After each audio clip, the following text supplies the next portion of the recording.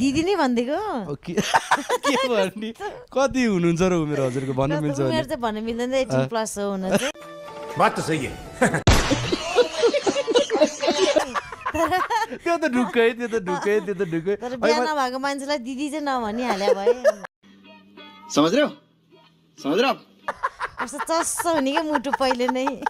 म यस्तो नर्भस त अस्ति स्वस्तिमा भाउजू आउँदा नि भएको थिएन कि तपाईँसँग कुरा गर्न लागि तपाईँले आछु बनाइदिनुहुन्छ कि